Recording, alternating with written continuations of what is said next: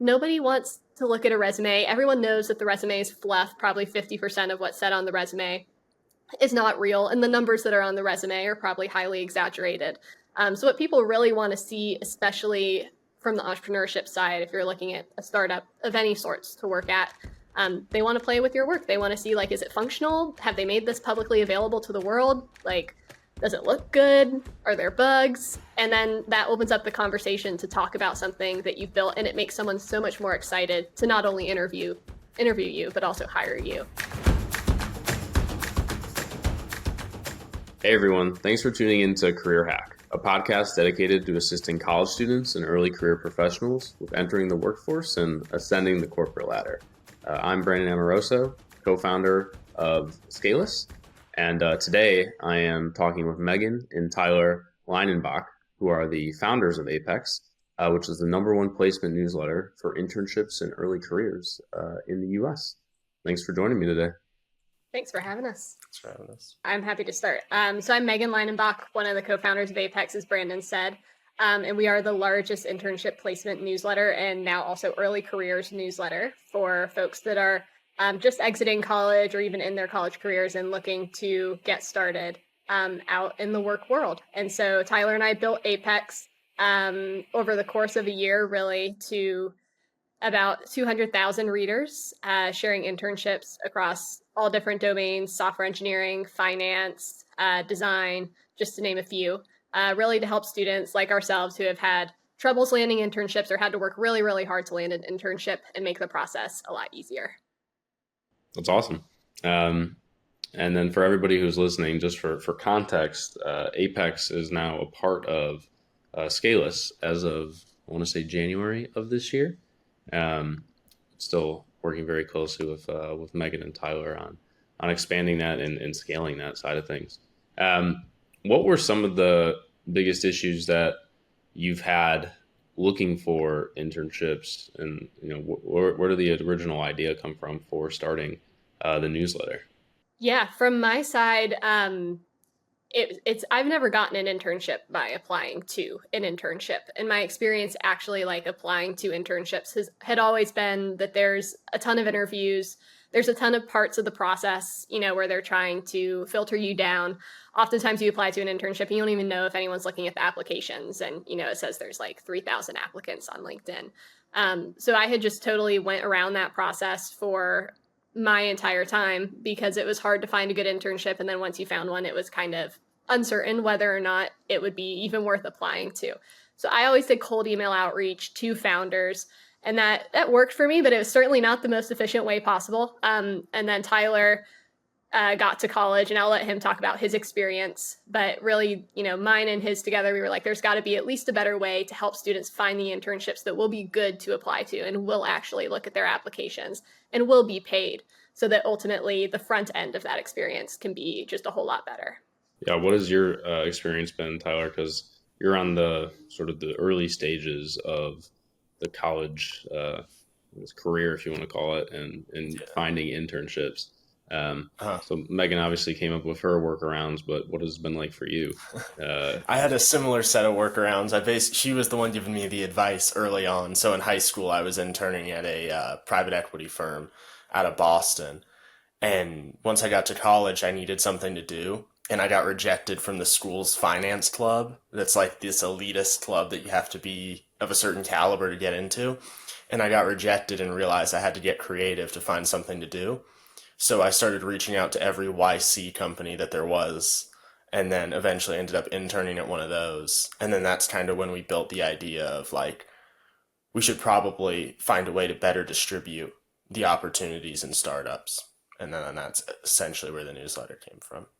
Yeah, I know on my end, hiring for both the agency prior to this, and then also for Scaleless, trying to even get connected or matched with folks who are looking for internships is not the easiest thing in the world, because I feel like the college students are incentivized almost to spray and pray when it comes to the application process. And it's less about having a good fit and good quality and more about just getting an internship.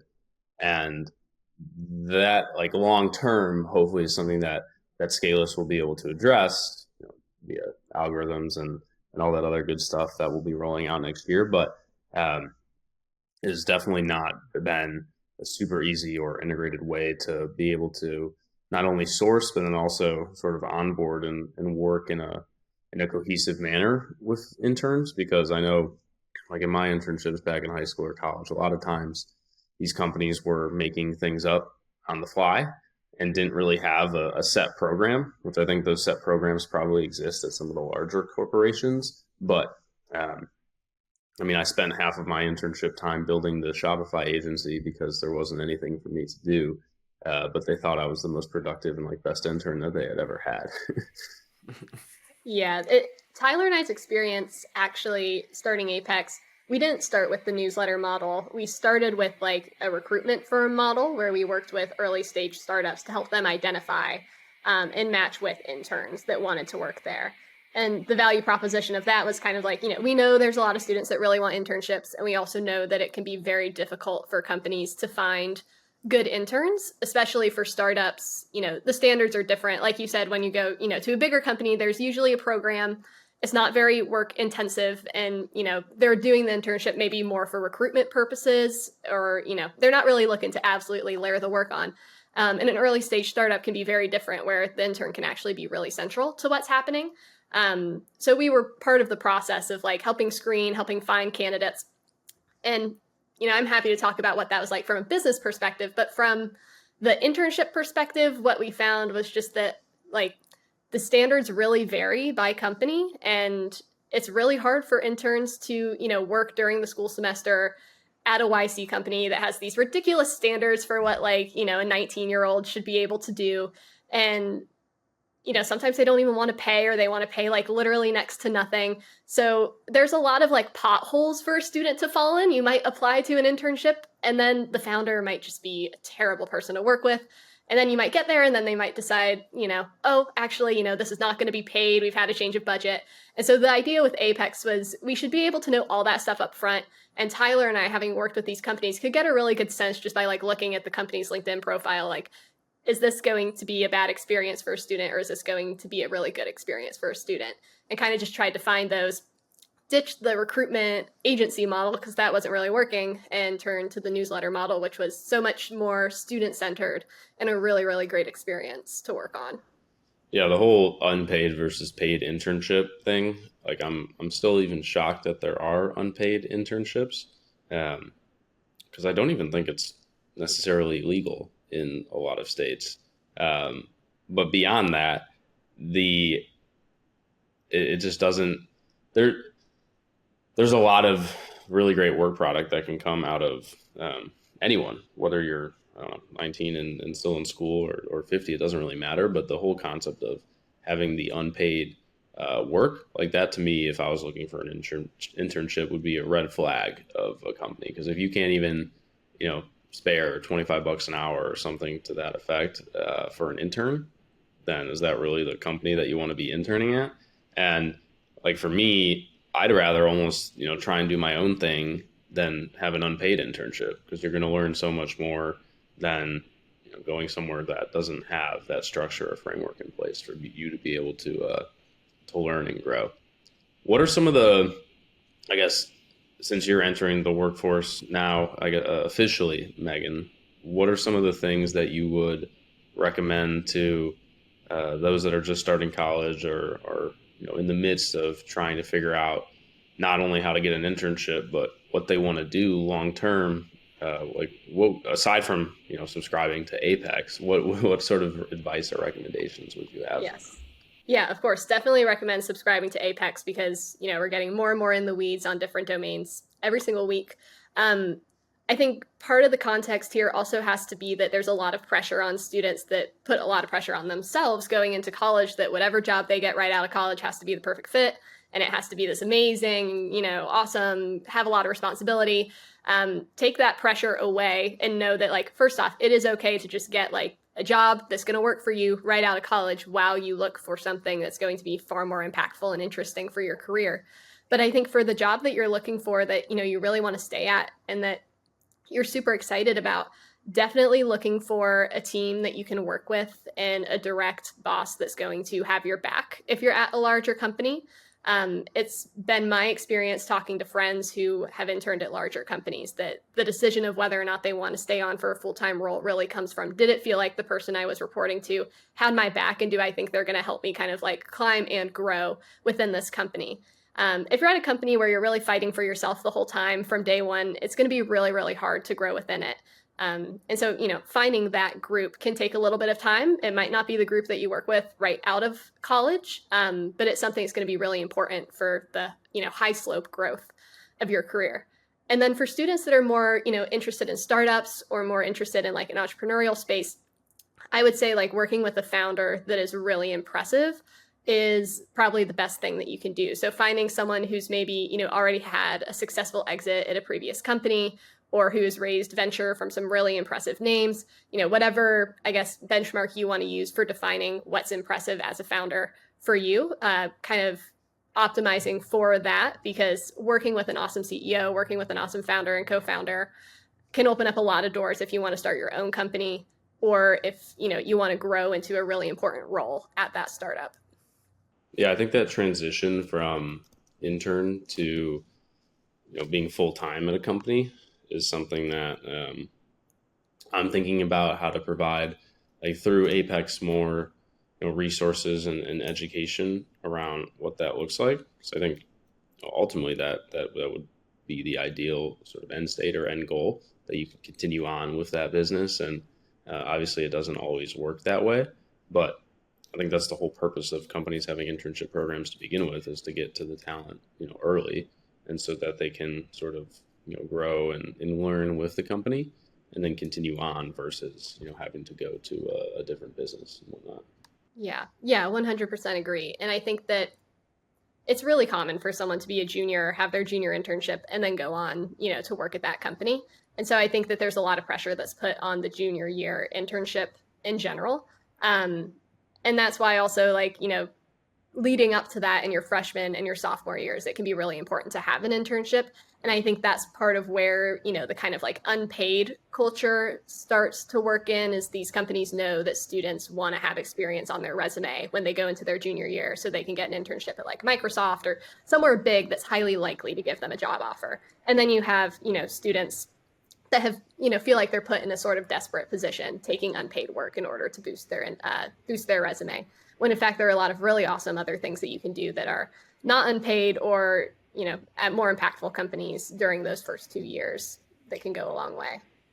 Do either of you go to? Because I remember when I was in school, there was all those like networking events or whatever, where like first or second year folks from companies would come to the campus, and my mom would always harass me about going to them, and I think I went to one, and like, I'm never doing this shit again. Do you two do that? Is there any value in those, or would you say there's more cost-effective ways to be spending your time if you're a student when you're looking for that internship? There's definitely way more cost-effective ways. I've always been anti like traditional networking, just because it feels kind of like pointless if both of you don't have the same incentives that lead in the same direction. Like, they're incentivized to get you or get students. Those people that are going to those events don't have a real incentive to like provide a high quality experience for you when you eventually get there. I would advise people just to start something and build something of their own, and then that skill set ultimately translates better. Yeah, I think when I was hiring, I was always looking for self-starters, and I didn't really care where they had worked, or whether they had a prestigious university or a prestigious like company that they were at. It was more about initiative, whether that took the form of starting your own business, or um, you know I had a similar experience with the groups at school as you have, Tyler. Um, in that I think I applied to like two or three of them, got rejected from all of them, which the funniest one was the marketing one, because it was just like, it also was funny getting like a B- in marketing, as I was running a 7-figure marketing agency, which is another story. But the I'm also very jaded towards those things. I'm sure, they work well for some students, but I much prefer like practical hands-on work versus, oh, let's try and come up with these scenarios and work through them. Or I don't want to sound like I'm anti-student organization, but I did find them to be more trouble than they were worth. And yeah, to your point, a little bit, on the pretentious side for sure. And I always enjoyed getting to work within like class with folks who were wearing their like USC EY was a big like company that hired out of USC, and so my junior and senior year, I would always try to get into the presentation groups with whoever would always be wearing their like EY sweater to class, because I knew if I got with one of them, I wouldn't have to do anything. I would just show up to the presentation and like wing it, which really freaked them out, which I also got a little bit of amusement out of. Because I don't prepare for presentations. I just like to go off the cuff. But uh, yeah, I mean, different. I think it depends on industry too. Like I knew I never wanted to do consulting or one of those things. I probably would be terrible at it as well. I'd be a terrible employee. But I think that's why it's important that Apex is branching out into industry specific content in newsletters, because what you need to do for finance is so much different than what you need to do if you want to go into like, SaaS, or if you want to be, I don't know, a doctor, for example, like not even touching on some of the more, academic heavy, very linearly progressing careers. So I think it just lends itself more and more to that, because there's not a one size, fits all approach to any of these things. Yeah. Yeah, definitely. It's funny enough. I'm graduating this year, so we like list off all the things that we're involved in, and it's like rock climbing club, and that's it. There's no need to really touch anything else, even here at Princeton, unless of course you want to get into IB at one of the top 3 or something like that. So I think that that's a really good point. That like Tyler and I have talked about like the networking chip and like what that can get you as an entrepreneur. Aside from Apex, Tyler and I have worked on other stuff like in the past. And for a while, I worked on a women's health company. And, I dissolved that company and it became nothing. But something that I really did get out of it was every call that I got on with someone who was working on something really impactful. They wanted to offer me an internship. They wanted me to come work with them, just because I guess I had the wherewithal to like start something and email this person. So my advice, aside from what Apex can give in like aggregating these opportunities and providing resources and how to apply to them, is if you can, start something of your own, no matter how small, and then email 20, 50 people that are in a relevant space. And odds are one of them is going to get on the conversation with you and be like, hey, this is really cool. Would you like to intern with me? We're about to start a program. Because turns out that, the type of thing that folks are looking for on the internship side is really, they don't want to post a job. They kind of want someone to fall into their lap a little bit. And you can put yourself in that position by just like going out on a limb with something of your own. Yeah, something that we realized with Apex that we didn't really understand beforehand was that there's clearly a disconnect between the student and the startup. It feels like a lot of these startups want interns but don't know where to find them because they can't get a hold of like a prime candidate in the 18 to 25 range. But then the students feel like it's impossible to land an internship. So there was clearly a disconnect at some point, yeah, especially for those not starting their own stuff and handling the outreach themselves. Yeah, that makes a lot of sense. I think there's just such a open like space and opportunity to be able to make this process more effective and efficient.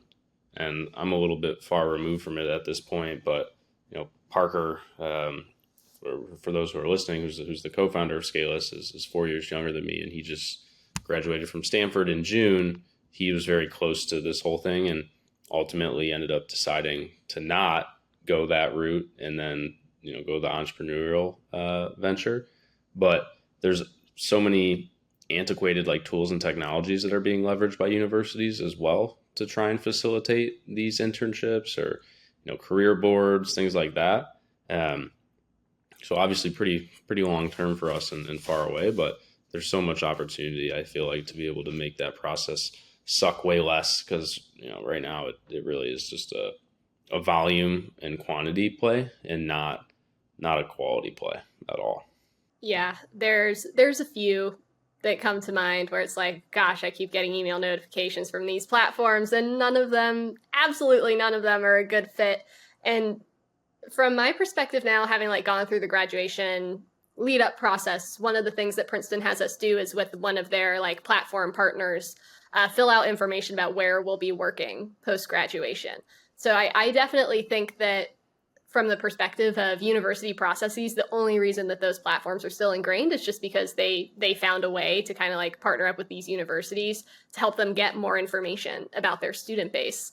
And in reality, that's not in the best interest of students because it ends up getting spammy. So I think that there's a big opportunity to help students you know track what internships they're applying for, track their success rate, upgrade their resume, do all these things that have to be done, including helping like creating a portfolio of sorts. I think that's a tool that is entirely under leveraged by students, even outside of like traditional design and software engineering, where like you always share your GitHub or you always share like your design portfolio or something like that. Even in marketing, if you're just an entrepreneur that kind of touches all different domains, putting together your own website or something where people can interact with work you've done is really a game changer, because from our experience talking with companies, nobody wants to look at a resume. Everyone knows that the resume is fluff. Probably 50% of what's said on the resume is not real, and the numbers that are on the resume are probably highly exaggerated. So what people really want to see, especially from the entrepreneurship side, if you're looking at a startup of any sorts to work at, they want to play with your work. They want to see, like, is it functional? Have they made this publicly available to the world? Like, does it look good? Are there bugs? And then that opens up the conversation to talk about something that you've built, and it makes someone so much more excited to not only interview you, but also hire you at the end. So there's a lot of things that like traditional hiring platforms are just about throwing jobs in your face, and they're not about helping you with the process or creating the tools to succeed in those applications whatsoever. Yeah, I feel like a lot of the stuff is pretty company centric, and not applicant centric at all, which is how, I know people who end up with recommendations to go be a forklift operator, or, a women's shoes sales associate at a Macy's in New Jersey when they got a double major in history and econ at a school in California. Like, it's just, and the platforms have all this information too. So it just leads yourself to sort of wonder what the hell is going on. And especially on the job board front, they're more so marketing machines than they are anything else. And for the ones that are public, you can look at their financials, and it makes sense because they spend most of their money on marketing. And that's why you have billboards and Super Bowl ads and all these other things. But that money, if they took even half of that and put it towards actual product development and thinking about how could they make this better versus how do we keep filling that top of funnel so that we can churn through more ads and try and generate and squeeze out more revenue, I think that's going to get shaken up a lot over the next 3 to 5 years. Even if we can't accomplish it with Scaleless, somebody's going to do it, because there's a lot of really exciting new applications that are coming out with AI that is going to make this process a lot easier, which I'm excited for from an employer standpoint, because it has not been a very easy time hiring in any way whatsoever, whether it's domestic, international. There's a lot of pain points that are still trying to be solved for, not even taking into account remote work now and all the other stuff that goes into that. Yeah, there's a lot at play. I mean, I think it says something that like at the very start of Apex, Tyler and I wrote a newsletter and it had 20 jobs on it, and it like everyone opened it, everyone clicked on the jobs, and they all really loved it. And these are people that were already getting notifications from every job platform that you can imagine. So it's funny to me that like not only is everyone applying to nearly every job they can find that feels like a fit, but also job boards are blasting every job they can to people. So it's like, where is the volume getting lost? There's like this weird spot in the middle where everything goes into a black hole, and people are getting blasted with all the jobs, but they're not finding the ones that are a good fit for them. And that seems like why Tyler and I were really excited about Scaleless, honestly, is like there has to be a fit there. Yeah, I agree. Well, thank you so much for both of you joining me. We're gonna have to do a follow-up episode in like a year or so once the more of the software stuff comes to light in terms of being able to help facilitate those matches and placements. But again, thank you for coming on. Enjoyed talking through this. And for everybody that's listening, as always, this is Brandon Amoroso, and you can find us at scalus.ai or apexearlycareers.com, where we distribute anywhere between 15 to 25 internships a day in various industries, and are continuing to branch out into net new verticals and other things of that nature. So thanks for listening, and we will see you next time.